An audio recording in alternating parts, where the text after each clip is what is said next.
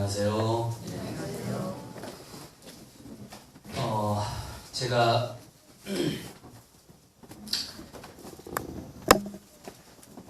서종원 앞에 대방동교회 출신이라고 어제 말씀드렸죠. 그 분위기가 느껴집니다. 이 교회는 이렇게 가족적이고 되게 제가 저기 앉아 있는 것 같아요. 어린 나이로. 그래서 되게 아주 고전적이고 정통적인 방식으로 이렇게 예배를 드리는 요 교회가 저에게는 되게 아주 고향에 돌아온 것 같은 그런 느낌이 듭니다. 감사합니다. 저에게 동심을 다시 느껴주셔서 감사하고요. 또 아주 훌륭한 색소폰 연주 감사드립니다. 네. 여기 와보니까 우리 제 학교 동창도 여기 아주 열심히 신앙을 하고 계셔서 우리 송중아 집사님입니까? 장모님입니까? 송 집사님. 네. 제가 91학번인데 그때 우리 중아랑 같이 생활을 했던 기억이 납니다. 여러모로 옛날 생각이 많이 나는 그런 성곡교회. 발음을 잘해야 될 것 같습니다. 성곡교회.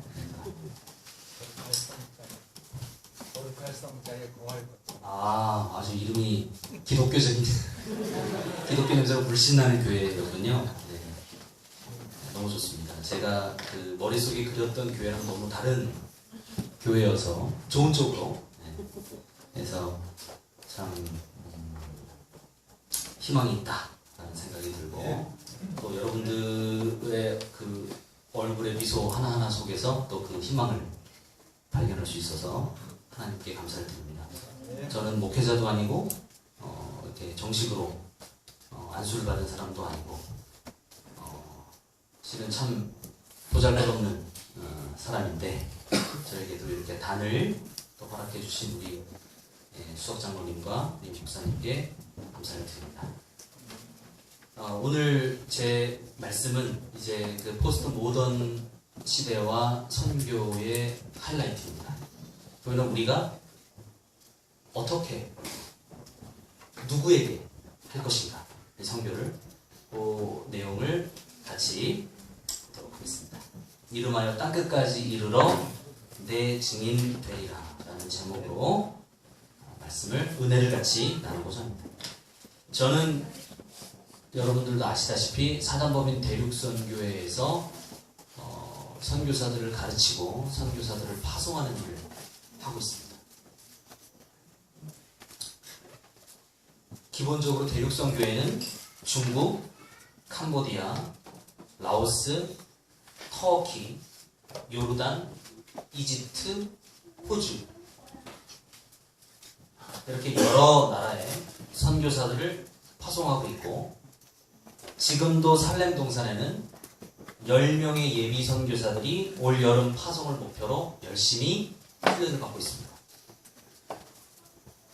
그들의 늠름한 모습을 한번 보시죠. 중간에 있는 이 백인 키 큰 남자분이 중동 지역 선교 디렉터로 있는 브라이언 맨닝라는 디렉터입니다. 저는 여기 중간에 제일 잘생긴 사람을 찾으시면 됩니다. 이렇게 10명이 있습니다.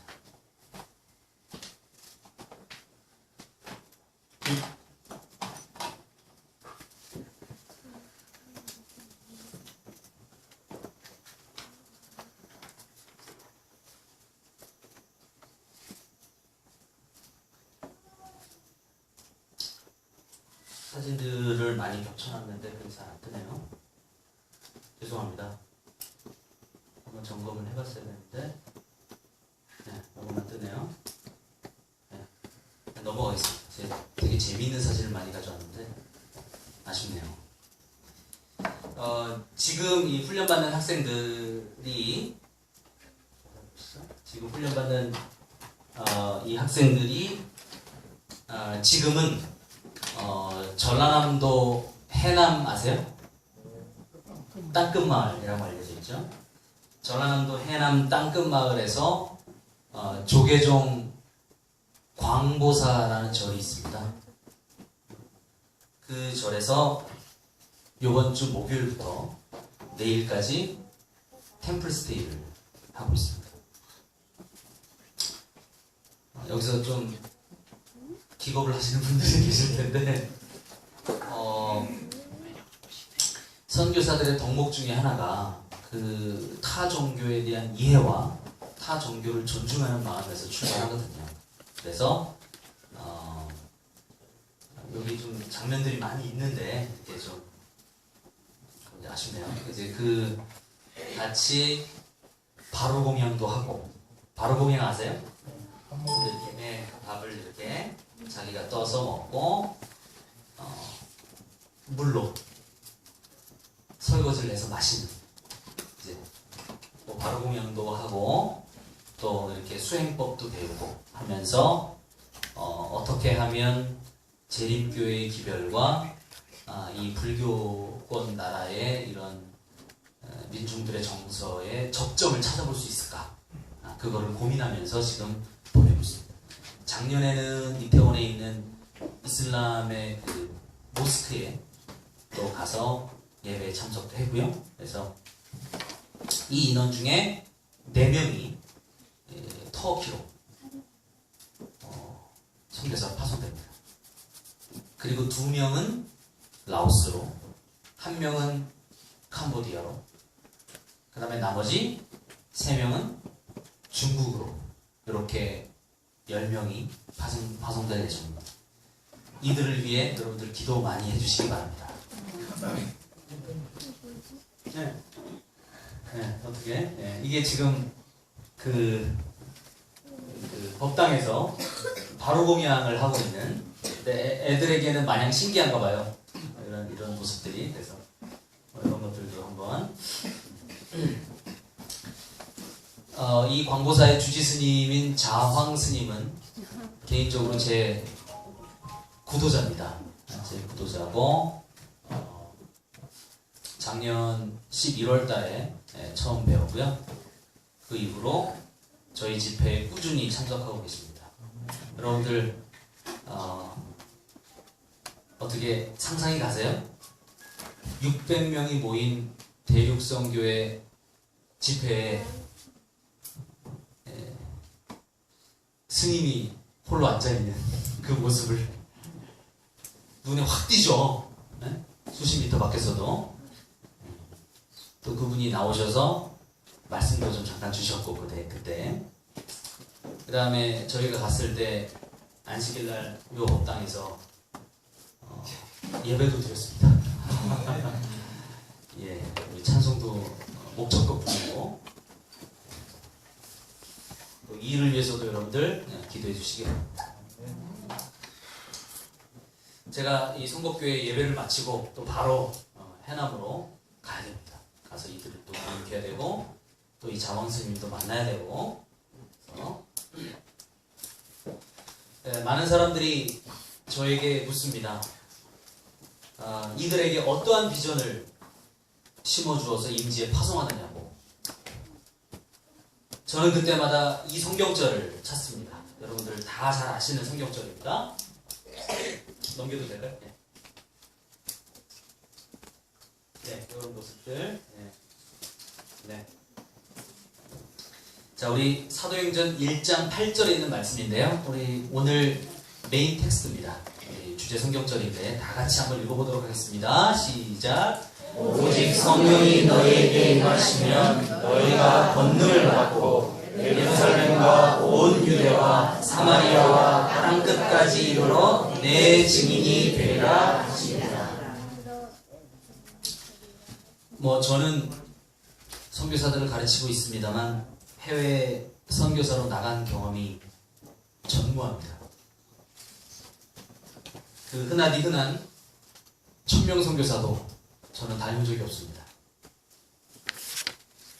1000명 선교사 훈련원을 제가 방문한 적은 있지만 그곳에서 교육을 받거나 선교사로 파송된 적은 한 차례도 없습니다. 그래서 저는 이 사도행전 1장 8절의 말씀을 읽거나 이에 관련된 설교를 들을 때면 언제나 마음에 부담이 느껴지곤 했습니다. 제가 학창시절에 양복 주머니에 한 손에 쥐어질 만큼 작은 지구본을 넣어가지고 다니는 목사님이 계셨습니다. 지금은 미국에서 목회를 하시는 목사님인데 그분은 언제나 설교 시간에 외투 주머니에 들어있는 그 지구본을 꺼내들고 세계선교의 포부를 감격스럽게 밝히곤 하셨습니다. 당시 저는 선교에 대해 아무런 개념도 없었고 아무런 관심이 없었기 때문에 전혀 마음에 와닿지 않았지만 지금 이 일을 하고 보니 그 행동만으로도 상당히 의미심장한 일이 아니었나 라는 생각을 하게 됩니다. 여러분들은 어떠십니까? 사도행전 1장 8절을 읽으시거나 아니면 이처럼 선교사로 해외에 파송되는 분들을 보시면 여러분들은 어떤 느낌이 드십니까?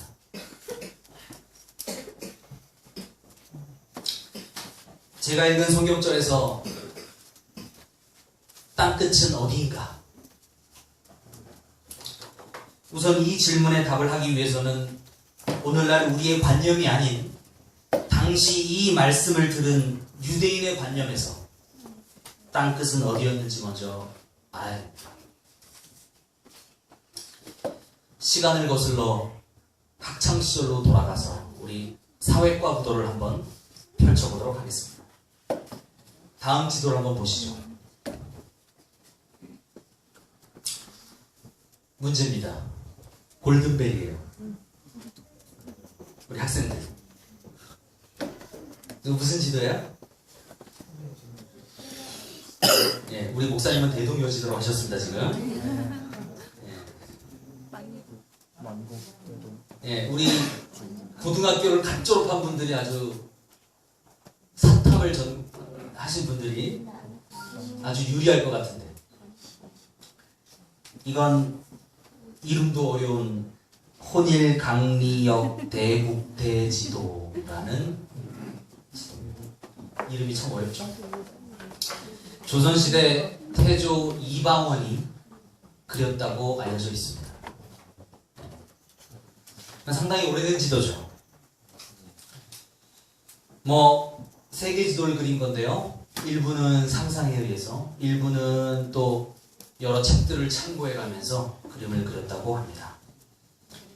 이 지도를 보면 당시 조선 4대 부들의 세계관을 우리가 가늠해 볼 수 있습니다. 여러분들 보시면 우리나라 어디 있죠? 보시면 맨 오른쪽에 있죠. 요게 지금 뭐예요? 네, 요게 우리나라입니다.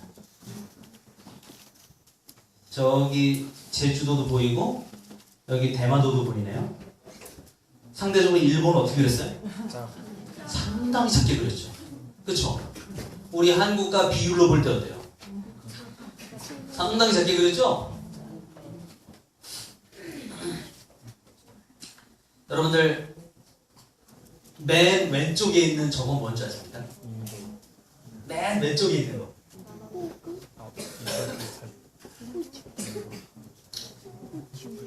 아프리카랍니다. 아프리카. 근데 아프리카 땅 중간에 뭐가 있어요?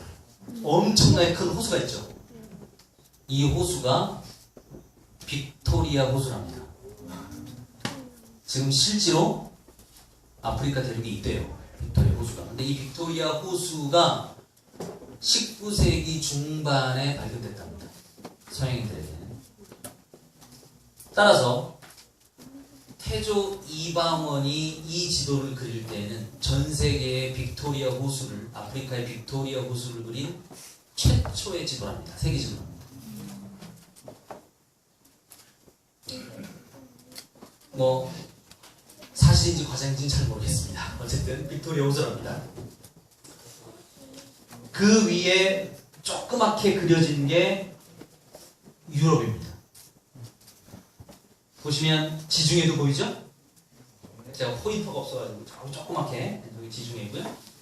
그 다음에 아프리카 대륙 옆에 조금 삐죽하게 이렇게 장화처럼 나와 있는 게 아라비아 반도랍니다. 네. 생각보다는 어때요? 상당히 정확하죠? 이 당시 항해술과 이 당시 지도 제작술과 견주어 볼 때 이건 상당히 잘 그린 그림이라고 합니다. 상당히 정확하기도 하고. 참고로 인도가 안 보여요. 그렇죠? 인도가 요 중간에 포함되어 있습니다. 요쪽, 저 빨간색 보시면 저쪽 인도가 포함되어 있습니다. 저 밑에 있는 게 스리랑카. 여러분들 이 지도에 특징이 있습니다. 중간에 어떤 나라가 있어요? 중국이죠. 이거 누가 그렸어요? 한국 사람이 조선 시대의 왕이 그렸잖아요. 그런데 이 그림을 그린 사람이 한반도를 중심에다 넣지 않고 어떻게? 중국을 중심에 놨을까? 여러분들 궁금하지 않으세요?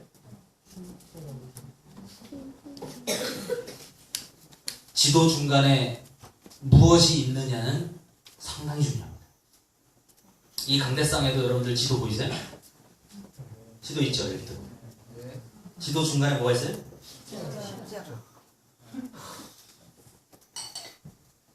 사람들은 강조하고 싶은 것을 중간에 그리는 습성이 있습니다. 다음 지도를 한번 우선 먼저 보시죠.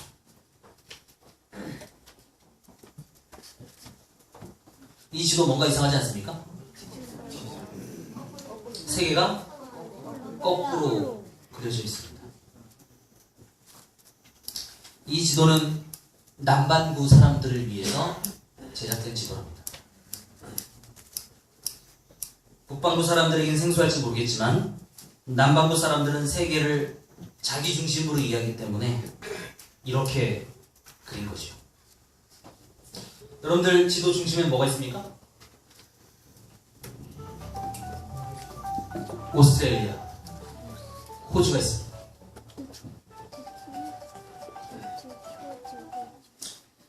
호주 사람들에게는 세상의 중심이 자신들이라고 여기기 때문에 이런 upside down world map 이라는 게 만들어졌어요. upside down, 이렇게 뒤집어졌다는 거죠, 위아래가. 호주 사람들이 그린 지도 맞죠? 다시 아까 지도로 돌아가겠습니다. 이 지도에는 당연히 우리나라가, 조선이, 한반도가 중심에 그려져 있어야 됨에도 불구하고 왜 중국이 그려져 있는가? 당시에는 명나라였겠죠? 네. 왜 명나라가 그려져 있는가? 여기서 우리는 중화사상, 4대 사상을 엿볼 수 있습니다. 그렇다고 욕하지는 마시기 바랍니다. 사실 이 지도에는 당시 조선 정치가로서 세상을 이렇게 그릴 수밖에 없었던 가슴 아픈 사연이 숨어있는 지도입니다. 당시는 조선이 건국된 초기로 하늘도 마음대로 연구할 수 없었고 별자리도 마음대로 그릴 수 없었고 지도도 마음대로 제작할 수 없었다고 합니다. 그건 다 누구의 소관이에요? 대국인 중국의 소관입니다. 이 지도에서 우리는 한 왕의 비애와 고뇌를 읽을 수 있는 것입니다. 중국, 말 그대로 뭐예요? 세계 한가운데 있는 나라 아닙니까? 이 나라를 옆으로 제쳐준다는 것은 그리고 조선을 중간에 둔다는 것은 당시로서는 정치적으로 자살 행위나 다름없었습니다. 당연히 명나라의 눈치를 볼 수밖에 없었다는 거죠. 다음 지도 한번 봅시다. 여러분들 이 지도 보신 적 있으십니까? 이 지도는 유명한 TO 맵이라고 합니다. TO 맵. T 중간에 T자가 있고 바깥에 O가 있죠.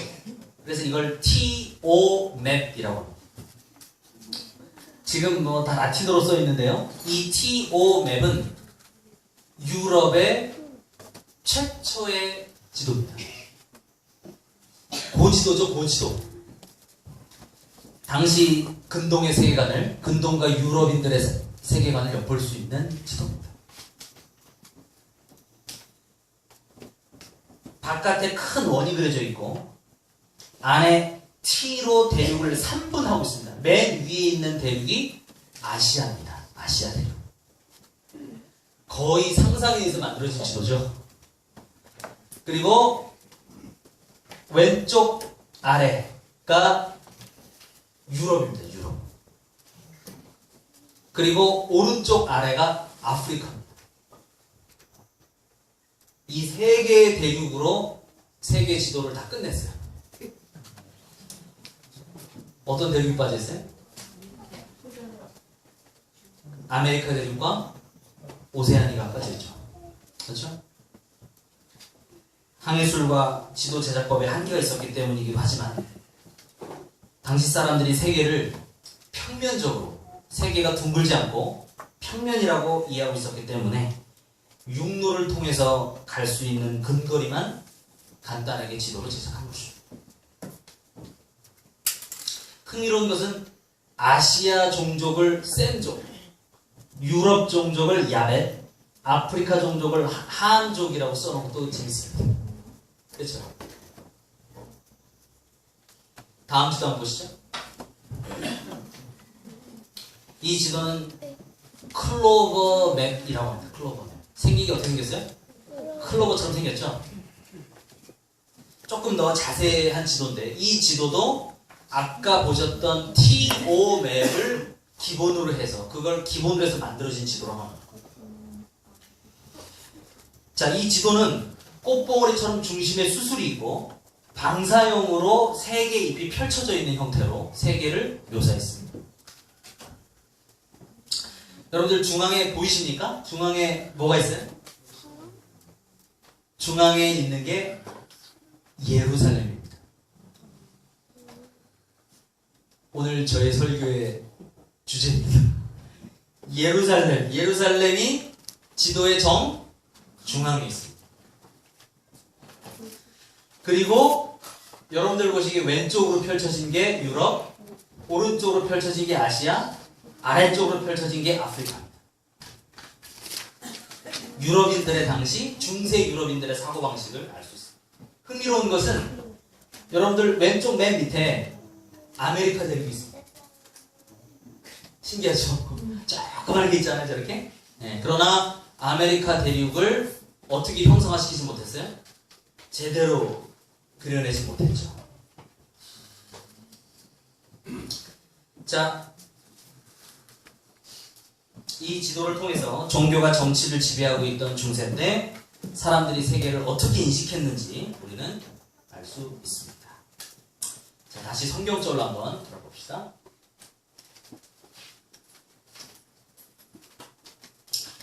오직 성령이 너희에게 임하시면 너희가 권능을 받고 예루살렘과 온 유대와 사마리아와 땅끝까지 이르러 내 증인이 되리라 하십니다.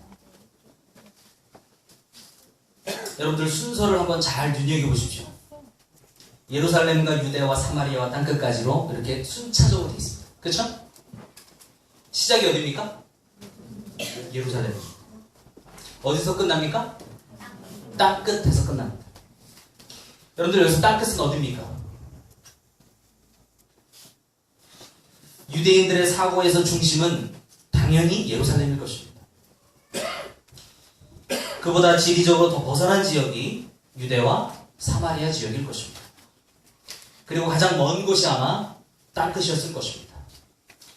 제가 지도를 보여드렸죠? 그 지도에서 땅끝은 어딥니까? 아프리카일까요? 아시아일까요? 어떤 분은 한반도라는 분도 계십니다. 그렇다면 벌써 예수님 오셨겠죠. 제가 앞서 보여드린 지도를 근거로 추측해보면 아마 당시 땅끝은 유럽 끝자락이나 중국 혹은 북아프리카 지역일 것입니다. 뭐 이건 제 이야기가 아니고 성서학자들의 견해입니다. 그러면 예수님이 말씀하신 땅끝은 이미 선교가 끝난 거 아닙니까? 성경절을 이보다 앞서서 찬찬히 살펴보도록 하겠습니다. 자, 우리 다 같이 한번 읽어볼까요? 시작! 사도와 같이 보이사 저희에게 분부하여 가라사대 예루살렘을 떠나지 말고 내게 들은 바 아버지의 약속하신 것을 기다리라. 요한은 물로 침례를 베풀었으나 너희는 몇 날이 못되어 성령으로 세례를 받으리라 하셨느니라. 다음 시작. 저희가 모였을 때에 예수께 묻자와 가로되 주께서 이스라엘 나라를 회복하심이 이때이까 하니 가라사대 때와 기한은 아버지께서 자기의 권한에 두셨으니 너희의 알 바 아니요. 그 다음 다시 오직 성령이 너희에게 임하시면 너희가 권능을 받고 예루살렘과 온 유대와 사마리아와 땅끝까지 이르러 내 증인이 되리라 하십니다. 자, 우리 주제 성경절 앞에 이런 내용이 있는 겁니다. 그렇죠? 어디를 떠나지 말고? 예루살렘을 떠나지 말고 요한이 너희들에게 줬던 침례보다 더 강력한 성령의 침례가 있을 것이니 그때까지 기다렸다가 그랬더니 다급한 제자들이 끼어들죠. 그들은 다 유대인입니다. 뭐라고 그래요? 그러면 예루살렘을 떠나지 말고 성령을 받으라는 얘기는 그때 이 땅이, 이 이스라엘이, 예루살렘이 회복된다는 얘기입니까? 쉽게 말하면 그때 주님이 다시 오신다는 얘기입니까? 그랬더니 뭐라고 말씀하셨어요? 때와 기한은 아버지의 몫이고 너희는 기다리라. 그리고 이 말씀이 나온 겁니다. 아시겠습니까?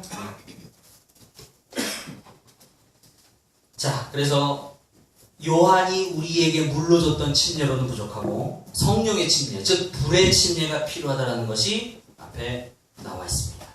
그래야만 보혜사 성령을 받아야만 땅끝까지 이르러 내 증인이 된다고 말씀하고 계십니다.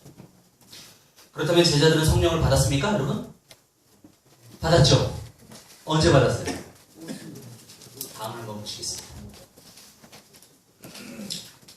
자, 다 같이 한번 읽어보겠습니다. 시작. 오순절에 날이 이름에 저희가 다 같이 한 곳에 모였더니 호련히 하늘로부터 급하고 강한 바람 같은 소리가 있어 저희 앉은 온 집에 가득하며 불의 혀같이 갈라지는 것이 저희에게 보여 각 사람 위에 임하였더니 저희가 다 성령의 충만함을 받고 성령이 말하게 하심을 따라 다른 방언으로 말하기를 시작하니라. 오순절에 성령 받는 체험이 나오고 있습니다. 사도행전 2장 1절부터 4절에 있는 말씀입니다. 그 오순절에 받은 그 성령을 통해서 입이 열리고 예루살렘 다락방을 뛰쳐나와 제자들은 세계 만방에 주의 복음을 전할 수 있었던 것입니다.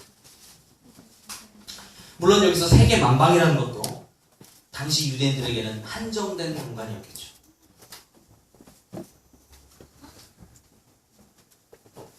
바로 이 지역을 말합니다.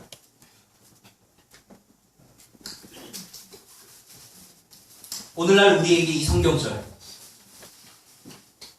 예루살렘과 온 유대와 사마리아와 땅끝 이 말은 어떤 의미가 있는가? 오늘날을 사는 우리들에게, 포스트 모던 시대를 사는 우리들에게 예루살렘과 유대와 사마리아와 땅끝은 과연 어디인가?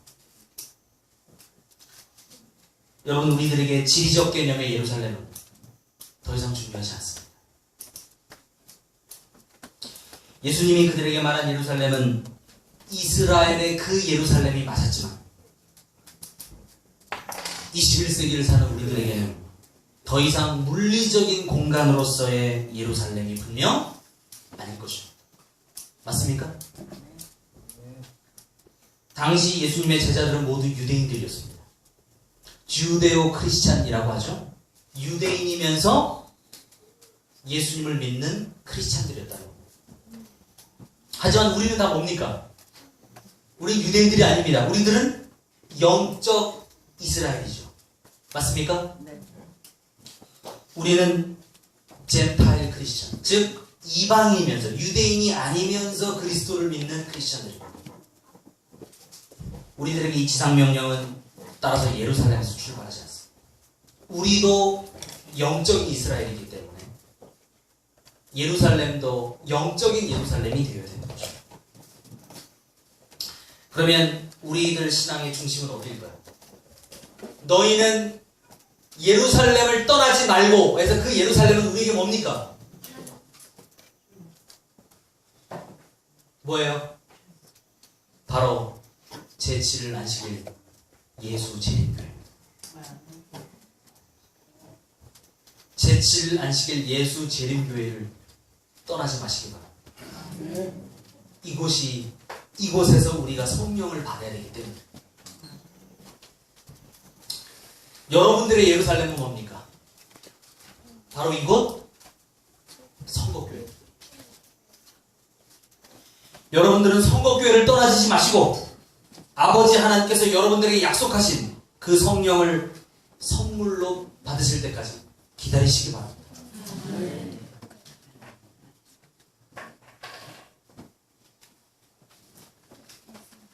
여러분, 이렇게 되면은 어떤 질문이 가능해요? 아니, 이 교회 안에서 우리가 증인이 될 필요가 있는가? 이렇게 물을 수 있습니다. 그렇죠? 아니, 우리는 이미 다 믿는 사람들이고 우리는 이미 다 신앙을 가진 사람들인데 어떻게 우리로부터 선교가 출발하는가? 의아하게 생각하시는 분들도 많이 있으실 겁니다. 그러나 오늘 우리가 뭘 배웠습니까? 가나안 소터. 그렇죠? Unchurched believers를 배웠습니다. 맞습니까? 이 교회에 있는 Unchurched believers를 여러분들이 찾으셔야 됩니다. 그게 첫 번째입니다. 선거교회 안에 있는 분들, 한 울타리 안에 있다고 생각하셨던 그런 분들이 여러분들의 첫 번째 선교 대상이 되어야 됩니다. 분명한 것은 이것은 예수님의 명령이십니다. 그 다음 온 유대와 사마리아는 어디입니까? 물론 당시 제자들에게 온 유대와 사마리아는 예루살렘을 벗어나 근동 지역을 아우르는 넓은 지역을 의미합니다. 그들의 세계관에서 말입니다. 그러나 동일한 명령으로 부르심을 받은 21세기 포스트 모던 시대를 사는 바로 우리들에게 온 유대와 사마리아는 어디일까요? 저는 생각해 봅니다. 이 지역은 유대인들에게 익숙한 곳이었을 겁니다. 맞죠? 그 지역은 유대인들이 빈번하게 왕래하고 거주했던 곳이었을 겁니다. 그리고 당시 사마리아 지역은 유대인들에게 멸시를 받던 이들, 오늘날로 말하면 팔레스타인 거주자들이 살던 곳이었을 것입니다. 이곳을 함께 예수님이 언급하신 것은 아주 의미심장합니다. 지금도 크고 작은 분쟁으로 어려움을 겪고 있는 중동의 화약고가 바로 이 지역이기 때문입니다. 맞습니까? 이 지역에 우리는 평화의 왕으로 오신 주님의 복음을 전할 증인들이 되어야 되는 것입니다. 당시 제자들에게 이 지역은 익숙하지만 이러저러한 이유들로 전도의 활로를 찾지 못하던 것을 의미했을 것입니다. 이것을 오늘날에게 적용해 봅시다. 오늘날 우리들에게 이 지역은 단순히 지리적인 유대와 사마리아가 아니라 비유적인 개념, 즉 성거교회로 말하자면 교회 주변의 지역을 말합니다. 여러분들 전도하셔야 됩니다. 익숙한 곳, 여러분들이 늘 걸어다니셨던 곳, 내가 늘 마주치던 곳에 성거교회 증인들이 가야 합니다.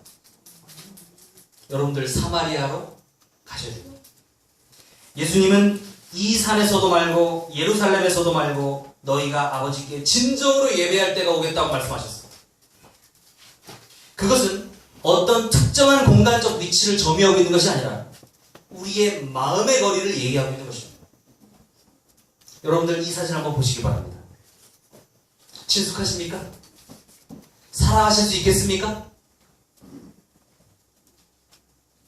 여러분들 주변에서 삼겹살을 굽고 소주잔을 기울이며 밤을 지새고 있는 여러분들이 그냥 지나치는 그런 분들이 바로 사마리아예요. 그렇다면 땅끝은 어디일까요? 21세기를 살아가는 우리들에게 땅끝은 어디입니까? 당신은 교통편도 없이 걸어다녔기 때문에 한 사람으로서 걸어갈 수 있는 일정한 거리의 한계가 있었을 것입니다. 그러나 오늘날 우리들은 마음만 먹으면 비행기를 타고 반나절 만에 지구 반대편으로도 갈 수 있습니다. 당신은 지구가 평평하다고 여겼기 때문에 바다가 앞을 가로막고 있는 곳이면 이처럼 땅끝이라고 여겼을 것입니다. 그러나 21세기 오늘날 우리들은 바다도 한 걸음에 건널 수 있고 다시 출발점까지 한 바퀴 돌아올 수까지 있습니다. 그러나 우리들에게 땅끝은 어디입니까? 여러분, 땅끝은 바로 내 옆입니다. 여러분, 땅끝은 무엇이 아닙니다. 땅끝은 바로 내가 발을 디디고 있는 내 옆입니다. 왜 그래요? 오늘날 우리가 왼쪽으로 한 바퀴 돌면 어디로 와요? 내 오른쪽으로 오죠. 내가 오른쪽으로 한 바퀴 돌면 내 왼쪽으로. 물리적으로, 공간적으로 진짜 나의 땅끝은 바로 내가 서 있는 바로 옆인 거죠.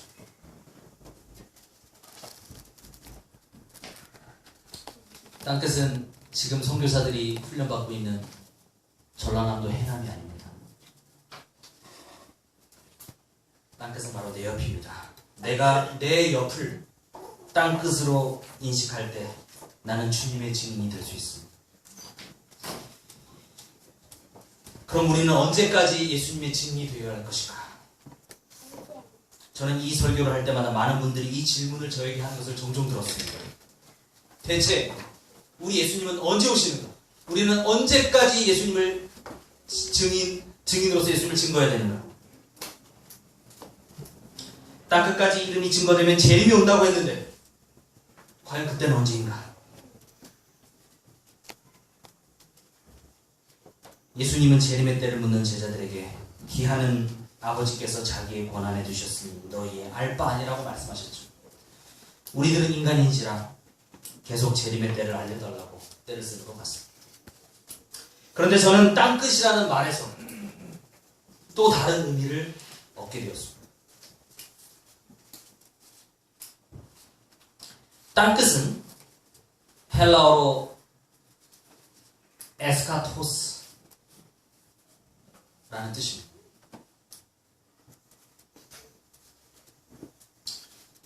이 에스카토스에는 두 가지 의미가 있습니다.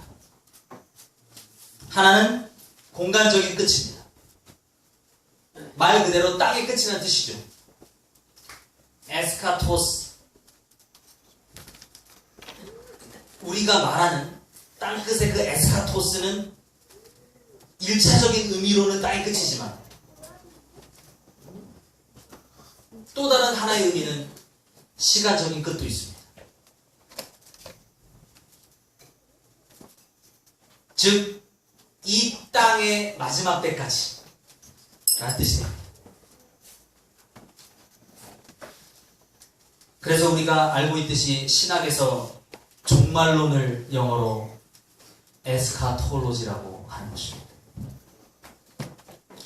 말 그대로 마지막 때에 관한 학문이라는 것이죠. 따라서 사도행전 1장 8절의 땅끝 에스카토스는 공간적인 땅의 끝자락이라는 의미와 함께 시간적인 이 땅의 마지막 때까지라는 의미도 동시에 갖고 있습니다. 저에게는 상당히 의미심장한 얘기입니다. 한 번도 선교를 해본 적이 없는 저에게는 이 말씀에서 큰 위로를 받습니다.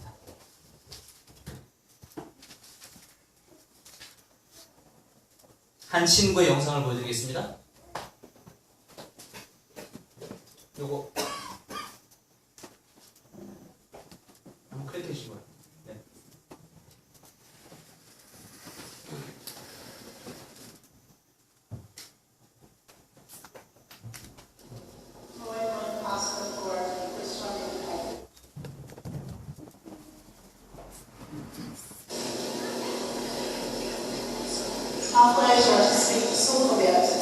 여자는 교장 선생님입니다.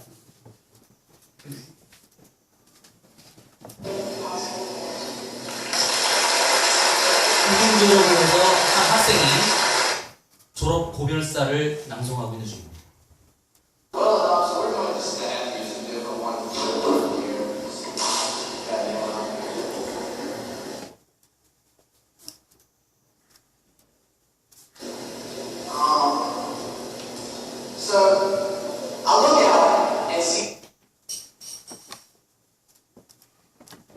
all the faces of people who easily deserve to stand where I am today, except for one.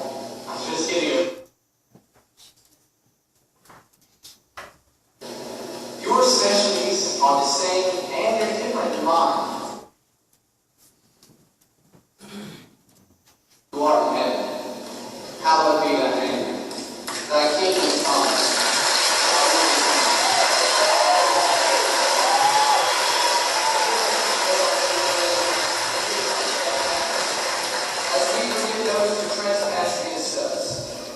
Lead us not into temptation, but deliver us from evil. For thine is the kingdom, the power, and the glory, forever and ever. Amen.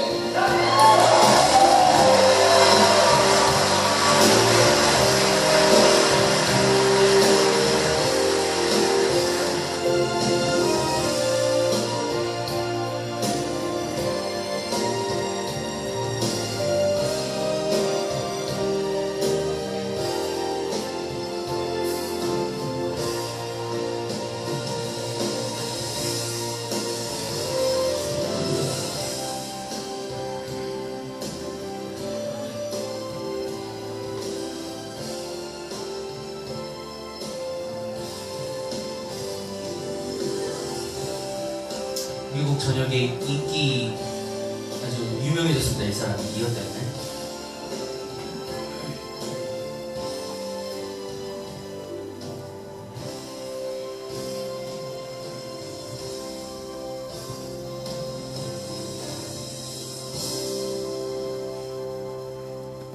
여러분 아멘입니까? 네. 미국 사회에서 우리나라 사회도 마찬가지입니다. 공립학교에서 공개적으로 특정 종교를 위해서 기도를 할 수 없게 법으로 금지되어 있습니다. 그것에 반발하여 로이 코스트너 4세는 2013년 6월 6일 미국 사우스캐롤라이나 고등학교 졸업식 고별사에서 주기도문을 낭송합니다. 저는 이 18살의 이 친구가 사도행전 1장 8절에서 말하는 주님의 증인이라고 생각합니다.